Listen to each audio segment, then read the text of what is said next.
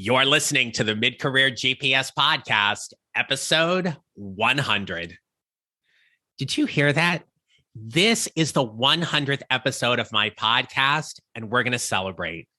In this episode, I'm going to pull back the curtain for you and answer your questions about what it has taken to get to 100 episodes, how I generate all of my content ideas, how I find and choose my guests, what I've learned about podcasting after 100 episodes on this show, and what's next for me, for you, and this podcast. So whether you're listening for the first time or you've been here since episode 1, thank you. This is the Mid-Career GPS Podcast, and I'm your host, John Nerrell. I help mid-career professionals who are feeling undervalued and underutilized show up to find the job they love or love the job they have using my proven 4-step formula. It's time to start building your mid-career GPS, so let's get started.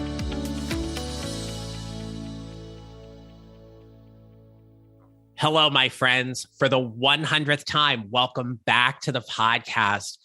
Let me just say, I have been planning this episode for a while, and it is a milestone achievement. Not many podcasts actually make it this far. And while I personally knew without question I was going to make it, I still want to celebrate this with you. This is something to celebrate. Now, to help me prepare for this episode, I posed a question in my private Facebook group called Your Mid-Career GPS about what they wanted to know about my podcast and how I've been able to publish 100 episodes. Now, first, if you're not a member of my private Facebook group called Your Mid-Career GPS, consider this your formal invitation to join. It's free. It doesn't cost you anything.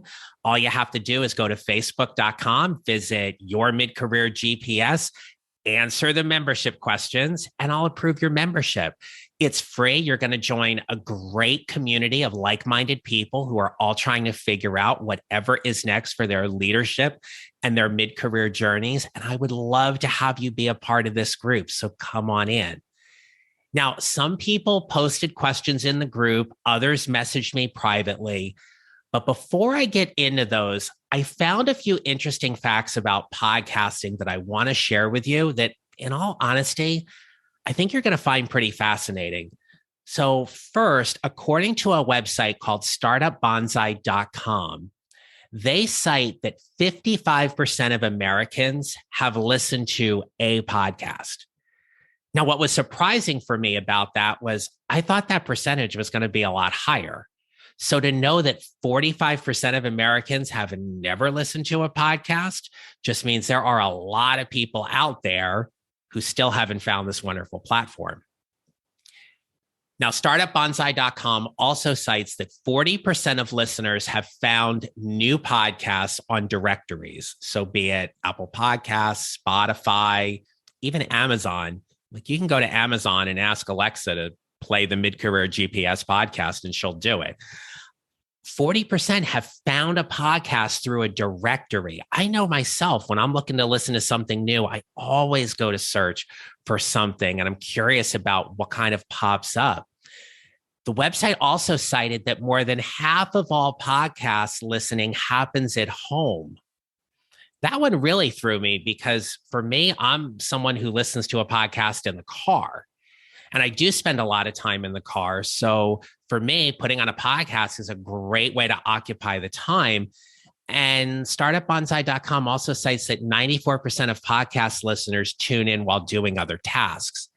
That makes sense, right? So you're driving a car. I've done it while I've been cleaning the house, cooking dinner, just having it on in the background even sometimes. It's just nice to have that podcast to listen to.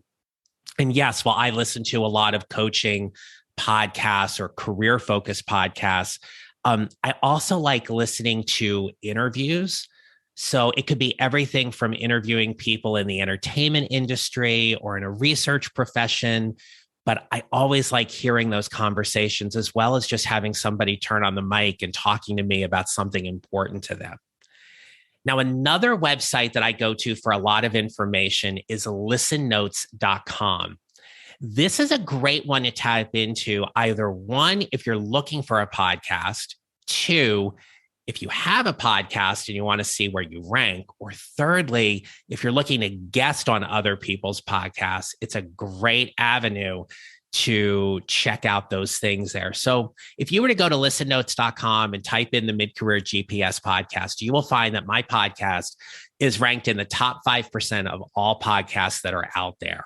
And I am thrilled with those results for a first year podcast or 100 episodes in. I'm really, really excited about that. Now, this is the part where I'm going to share some data with you, and I'm going to get a little vulnerable because I've had to do a lot of work around my own thoughts around what this data particularly means. So as of December 31st, 2021, I had a total of 4,750 downloads. That was dropping 6 episodes a month. Plus, I front loaded 5 to start. So it was something like 78 episodes. And I got just under 5,000 total downloads. My goal for last year was to get to 5,000. So I was like, a little short, but okay. As of this recording, I've eclipsed a total of 8,900 downloads. That means that by June, some point in June, I'm going to double the amount of downloads I had in 6 months. And what's also interesting about that is I've dropped a third less episodes. So this is about growth. This is about being consistent. If you are thinking about doing a podcast, my thoughts, my opinions on this is you need to be in it for the long game, because it's going to take time for you to find an audience, to build that traction, quiet the noise that is there in your own head and everything that's out there, so people can find your podcast and become very loyal and keep listening to it every episode, every week, every month, whatever that is. So thank you. Thank you for being part of this tremendous growth on my podcast. And it's one of the things that I am most excited about as we move on after episode 100. It's just, who else is going to find it? Who else is going to come into this wonderful community who are focusing on their leadership and their mid-career journeys, and having this podcast help them in some way, shape, or form? I like using the phrase, it feeds them in some way. It gives them some thought, knowledge, inspiration, motivation, considerations, whatever that is, for whatever's going on with them on their career journey. So thank you. Thank you for being a part of this. You're probably also wondering, what have been some of the most popular topics in my episodes for the last 100 episodes? Well, here's what it is. It's about career transition. It's about different leadership topics, particularly about being empathetic. It's about networking, interviewing, navigating a job change, and interestingly enough, about performance appraisals. Those are the topics that have seemed to resonate the most.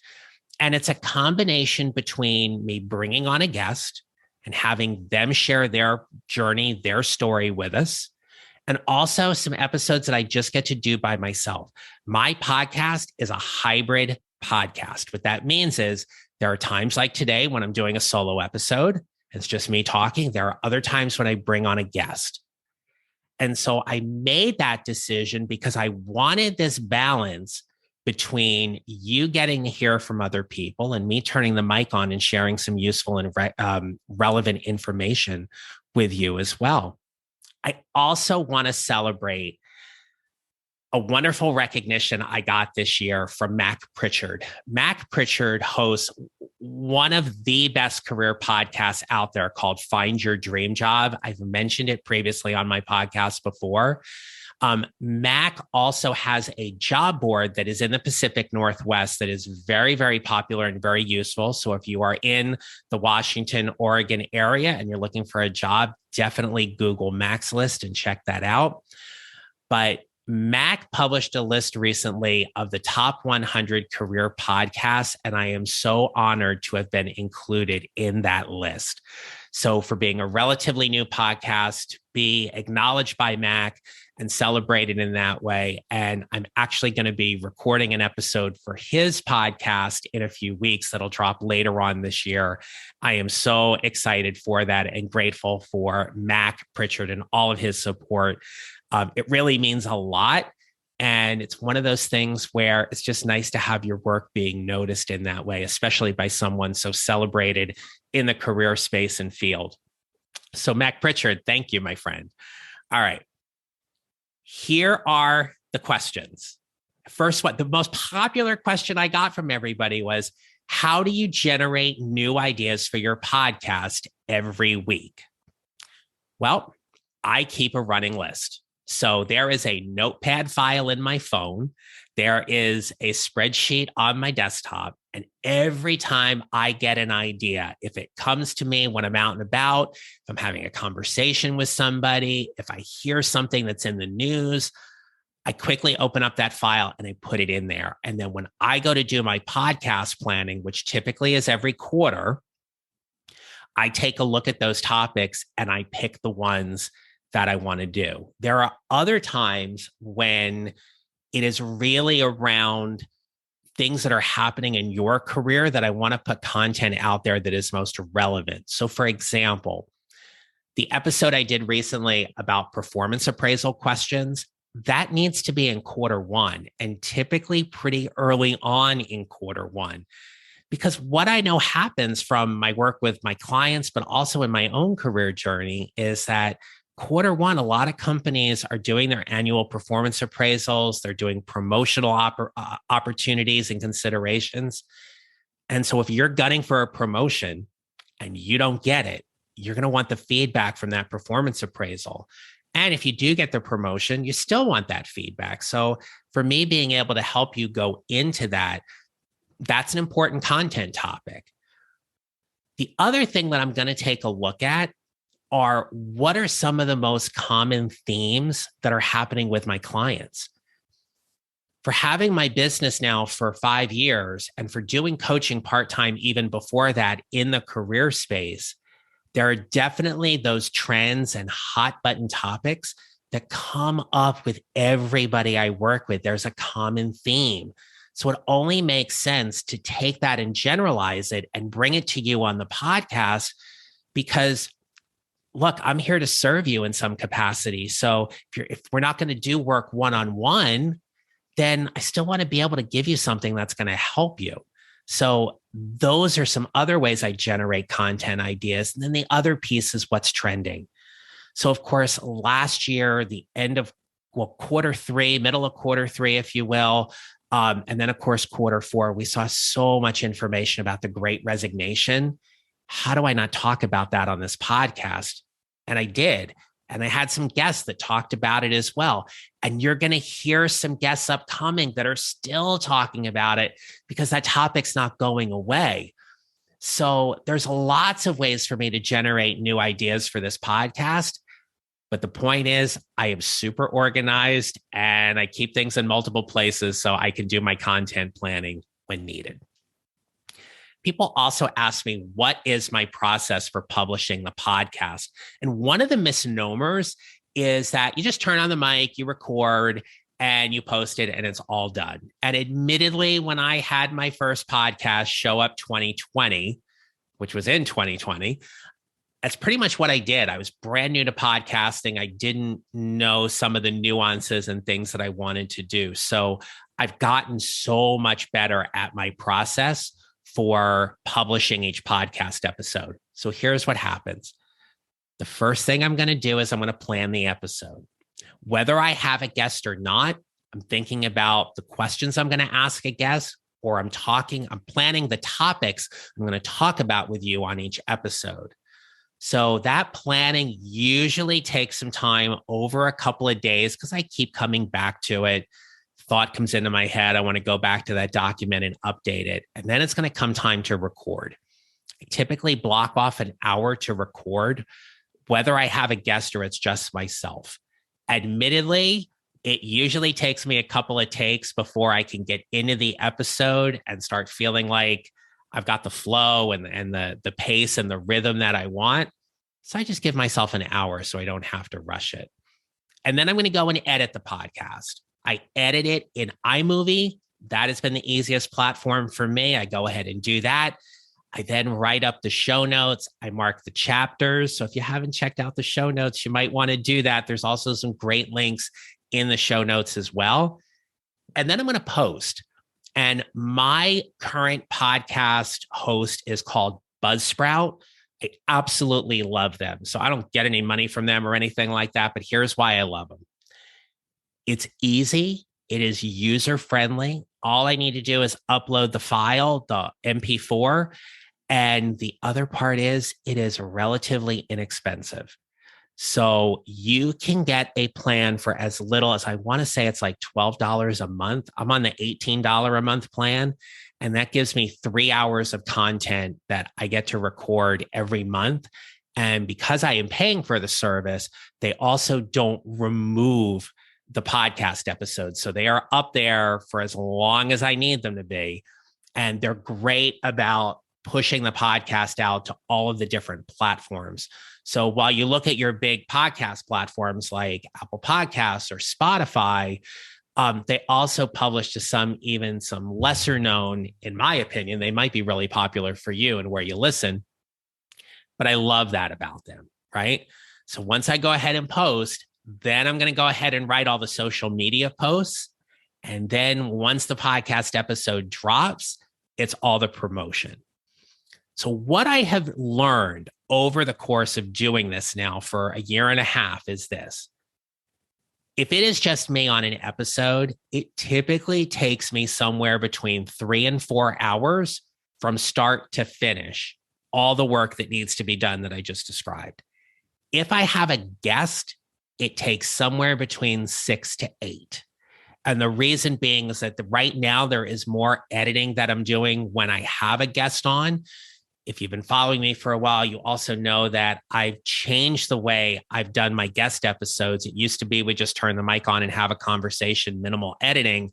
Now it's really more of a storytelling format because I really want to showcase and highlight the guests who come onto the podcast and give them something as a thank you that they're really going to appreciate. What I will say is I have been very touched and very appreciated by my guests who have said, thank you so much for how well the episode came out. They've published on their websites. They've certainly shared it with their network and everything. So that warms my heart when they really appreciate the time, effort, and energy that I put into helping make this conversation really good for them as well. The other thing I do want to share with you as we start moving toward talking about guests is I don't pay my guests. My guests come on because they want to share their expertise and their knowledge. They're also getting the benefit of my network and my platform that they get exposure to. So it's a really, really nice trade-off there. They provide a lot of value for me and all of my listeners. And it's just a win-win all around. So you're probably wondering, how do I find my guests? I find my guests through all of my connections and networking. When I've got a really good guest and they say something to me like, who else can I connect you to? They pay it forward and they put me in touch with somebody and we go from there. There are other times when I just do some very specific outreach. And one of my favorite stories has to do with Dr. Melissa Clark. She came on the podcast to talk about workaholism. And I was reading an article in Time and I found her on LinkedIn and I thought, I'm just going to ask her if she wants to come on the podcast. And we had a really nice networking call. At the end of that, I invited her on the podcast. That was just an out of the blue outreach. Let me see if there's a way she might be interested. She was one of my best guests. Absolutely loved that conversation. I know it resonated with a lot of you as well because it got a lot of downloads, but I'm going to be doing more of that. There are people on my quote unquote wish list that I just think have fascinating, dynamic, intriguing mid-career stories that have a challenge they've either gotten through or there's something about them that I find interesting that I think you will too. So that is one of my goals for the next 100 episodes, is to do some more specific outreach and go for that ask and ask some people to be on the podcast. Max List has been great too. I've been networking with some people there, not only to be on their podcast, but for them to come on here as well, because they're just really great experts in the career space. And I want to bring them to you. There's also times when different podcasting booking services will reach out to me on email. Honestly, I haven't had a tremendous amount of success or luck with that. And admittedly, right now, my guest docket, if you will, is almost full for the rest of the year. So that means I've either got episodes that are already in the can that I need to just edit, or there are people who we've already booked episodes out. So, but podcasting booking services can be another great avenue if you're using them. I'm just not using them right now. But here's what makes a great guest. They're personable. They are knowledgeable. They know how to have a conversation. They are great at telling their story. That probably is the number one thing that I look for when booking a guest, is they have to be great at telling their story, because I talk about that with you all of the time. When you're networking, when you're interviewing, you have to be really good at telling your story. So if I can bring on a guest and they're really good at telling their story, then you're going to learn from them too. Case in point, episode 99, when I interviewed Kevin Hunting, there's a great part in the beginning part of that episode where he talks about when he was younger and trying out for the junior Olympic gymnastics team. The way he tells that story is fascinating. And those are the things that you get to pick up along the way, right? Here's one other thing, though. What also makes a great guest is they're going to help me promote my podcast. I look at it this way. If I'm bringing you on and you're coming on, right, and you get to tell your story, and I'm going to share that with everybody in my network, be it all the social media channels, my email list, this podcast, the least you can do as well is promote our episode. You're on it. What a great publicity thing. You get to share with everybody. So promote the heck out of it. Share it with your network. And all of these things are organic, right? There's no paid advertising in any of this. One of the things I am most proud of is that my podcast has done really, really well just by organic marketing. So having a guest that's going to partner with me, that's really proud about how the episode turned out, and they're going to share it with their network as well. Here's how I know they do that. Because after 30 days, typically the number of downloads for that episode trails off, right? Even after the first 7 days, because the new episode drops. But after 30 days, it really does start to tail off, and you'll see a couple of downloads. You'll see a couple of downloads a few days later type thing. And that's either they're promoting it, they're sharing it, people are finding them, they're seeing the episode. So there's a lot of factors that make a great guest, but those are the things that I look for, right? They have to be great at telling their story. They have to be personable. I'm a huge game show fan. I watch Jeopardy every single night. Richard and I that's one of our appointment TVs, whether we watch it when it airs or we record it and watch it later. And there was an episode this week where, love them all. They were all great contestants, but there was no energy in the room. I said to him, I go, are they just dull? Are they just, are they so into the game? They're so nervous. They can't be personable or whatever. And I reached out to a friend of mine. I was like, are you watching Jeopardy? And he's like, yeah. And I'm like, could these 3 contestants be any more boring? And he's like, nope. He's sitting here saying the same thing. You don't want to hear that when you're listening to a podcast episode, right? You want somebody who's engaging. How do I record? I record on Zoom. I don't repurpose the video, but like any good conversation, I want to see my guest. I want to see them. I want to see their reactions, their nonverbals, and play off of that for the episode. And I just take the audio file and I upload that into iMovie, where I edit it, and then over to Buzzsprout. I love this question. I got this question privately, and I just thought it was really thoughtful in that. So what I was asked was, what has been the most difficult thing you've had to learn about podcasting?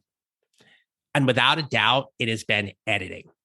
I do all of this myself, and I want to acknowledge that is a choice. That is a choice for me, in part because I do not want to incur the expense of paying someone to do it right now. It is just not in the budget. Down the road, I look forward to handing it all off to somebody to take care of it. But right now, it is just something I do. And honestly, I enjoy it on some level. But learning how to splice the audio file, to make a smoother transition, to make it seem like there's not an abrupt break in the conversation. There are times when I even have to edit my own episodes. So getting really good at that, I joke with my friends, and I'll be like, after a 25-year career in education, who would have thought I'd be really good at editing? It's just something you learn how to do. You pick up a new skill. It's something in the career transition space. We talk about how good are you at learning? How adaptable are you for picking up new skills, new traits, new qualities, new talents? This has been something for me. I'm like kind of proud of myself for, learning how to edit stuff that I just never thought I'd be able to do. The other thing that's been the most difficult thing for me has been around sound quality. So I have a much better microphone. It's really good. I do use a pop filter. Now, a pop filter is that screen that extends over the microphone, and it's to help minimize the burst of air that comes out when you use such consonants as P's and B's. Here's my problem with that.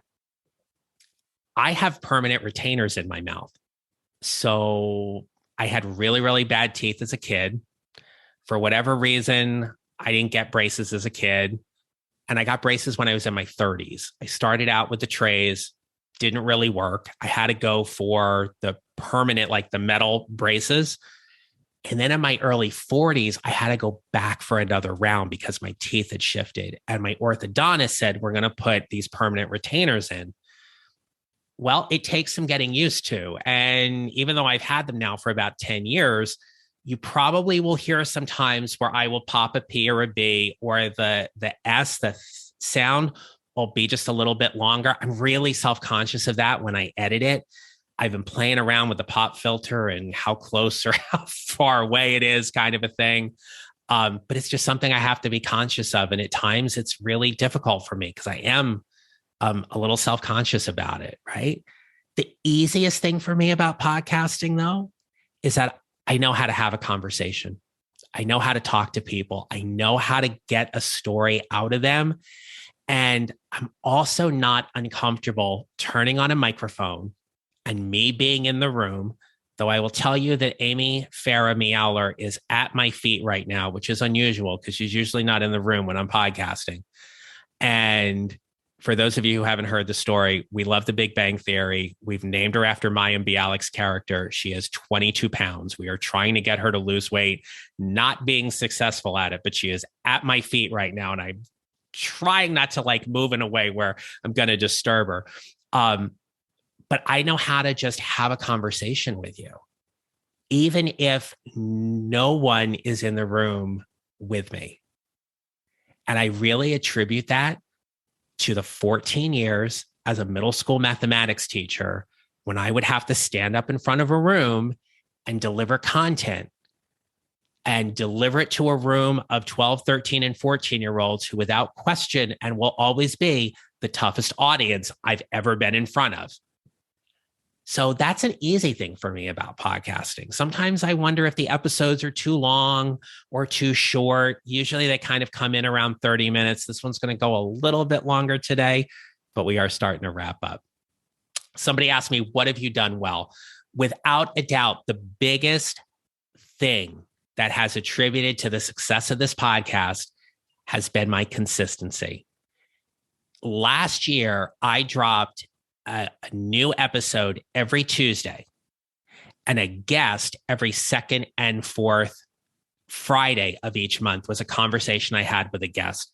I committed to that for a year. And honestly, I was really starting to get burned out with that schedule. It was a lot. So this year, I'm just going to do Tuesdays. So typically it's 2 episodes with me a month. It's 2 episodes with a guest each month. And that's been working really, really well. So being consistent has been without a doubt the one thing that I know I have done really, really well with this. The other thing though, and it really comes under this umbrella of, what have I learned or what do I still need to learn? What I have learned is that the feedback you give me, whether it be in the private Facebook group, in an email, a message on LinkedIn, it's the conversations and the comments that come from each episode. What resonated with you? What stood out? What made you take notice or question? Honestly, it informs a lot of my coaching. It informs the marketing that I get to do, and even some of the conversations I have with my one-on-one clients about helping move them toward figuring out their mid-career GPS, whether it's around the preparation they're doing, the strategic positioning we're working on, how they're promoting who they are and what they do, or just how they're showing up. It informs so much of that. And if you were to ask me, what do I feel like I still need to learn? Obviously, would just love to cut down some of the turnaround time and be a little bit quicker and better at that. But I also don't want to sacrifice the quality. So that'll happen. That will just evolve as we go through. So the last question I got asked about, how's your podcast help you with your business? I want to be really clear about this. I started this podcast as a weekly event that would hold me accountable to sharing content with anybody who was willing to listen. When I started my podcast, I was prepared to do it for an entire year, even if nobody listened. And what I have found out is that as people continue to listen and they follow or subscribe on their favorite platform, there have been people who have reached out and said, I'd like to talk to you. I'm curious about working with you. I'd love to know a little bit more.